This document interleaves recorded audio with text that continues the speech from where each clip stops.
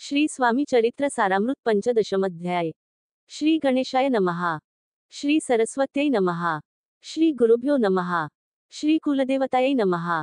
श्री अक्कलकोट निवासी पूर्णदत्तावतार दिगंबर यतिवर्य स्वामीराजाय नमः। ब्रह्मानंद परमसुखद केवल ज्ञानमूर्त्य द्वंद्वातीत गगनसदृश तत्त्वमस्यादिलक्ष्यम् एक नित्य विमलमचल सर्वधी साक्षीभूत भावातीत त्रिगुणरहित सद्गुरुवत नमामि। नलगे करणे तीर्थाटन हठयोगाधिक साधन वेदाभ्यास शास्त्रज्ञान मोक्ष साधन कारणे अंतरी स्वामी भक्ती जडता चारी पुरुषार्थ येती हाता पाप ताप दैन्य वार्ता तेथे काही नुरेची वर्तत असता संसारी स्वामीपद आठवी अंतरी तयाते या भवसागरी निश्चय तारिती समर्थ सर्व कामना पुरवोन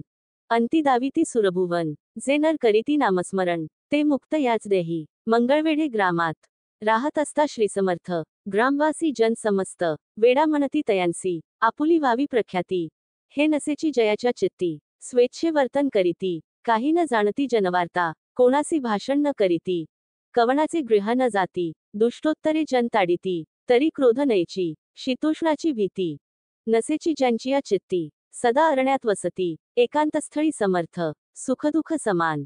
सदा तृप्त असे मन लोकवस्ती आणि वन दोन्ही जयासारखी परमेश्वररूप यती ऐसे ज्यांच्या वाटे चित्ती ते करिता स्वामी भक्ती जन हासती तयाते यावेळी मंगळवेढ्यात बसप्पा तेली राहात दारिद्र्य पिढीला बहुत दीन स्थिती तयाची बसप्पा व्यवसाय करी पुरे न पडे त्या माझारी 18 दारिद्र्य घरी पोटा भाकरी मिळेना तो एके दिनी फिरत फिरत सहजवना माझी जात तो देखील श्रीसमर्थ दिगंबर यतिराज कंटकशय करोन तियेवरी केले शयन ऐसे नवल देखोन लोटांगण घालीतसे अंतरी पटली खून यती ईश्वरांश पूर्ण म्हणूनी सुखे शयन कंटकशयेवरी केले अष्टभावे दाटोनी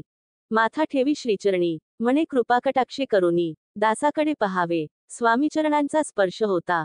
ज्ञानी झाला तो तत्वता कर जोडोनिया स्तविता झाला बहुत प्रकारे सकल ब्रह्मांड नायका कृपाघना भक्तपालका पाप ताप आणि दैन्य हारका विश्वपते जगगुरु पाहुनिया प्रेमळ भक्ती अंतरी संतोषले यती वरदस्त ठेविती तत्काळ मस्तकी तयाचे बसप्पाचे चरणी मन जडले तैपासोनी राहू लागला निशिदिनी स्वामी सन्निध आनंदे जिकडे जातील समर्थ तिकडे आपणही जात ऐसे पाहुनी हासत कुचल जन तयाते वेड्याच्या नादी लागला संसार याने सोडिला घरदार विसरला वेडा झाला निश्चय मग बसाप्पाची कांता ऐकून या ऐशी वार्ता करीतसे आकांता म्हणे घर बुडाले आधीच आम्ही निर्धान परी मोलमजुरी करोन करीत होतो उपजीवन आता काय करावे बसप्पा येता गृहासी दुष्टोत्तरे बोले त्यासी म्हणे सोडिले संसारासी वेड काय लागले परी बसप्पाचे चित्त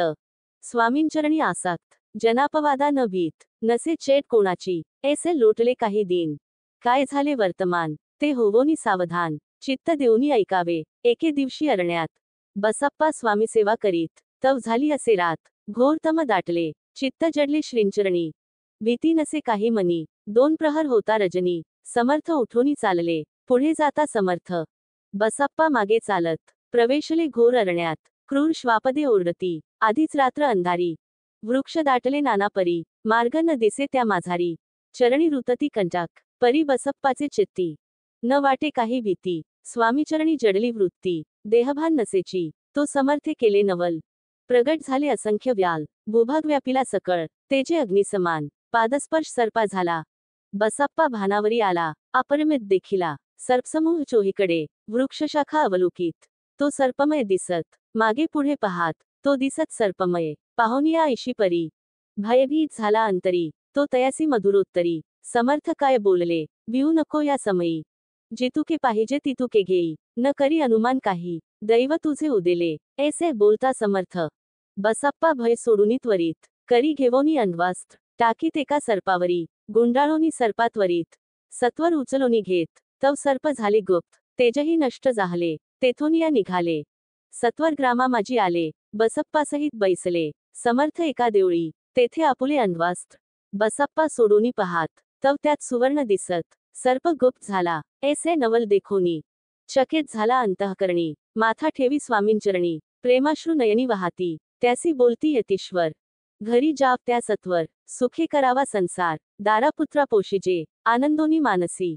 बसप्पा गेला गृहासी वर्तमान सांगता कांतेसी तेही अंतरी सुखावे कृपा होता समर्थांची वार्ता नुरेची दैन्याची याविषयी ही बसाप्पाची गोष्ट साक्ष देतसे असा तो बसाप्पा भक्त संसार सुख उपभोगीत रात्रंदिन श्री स्वामी समर्थ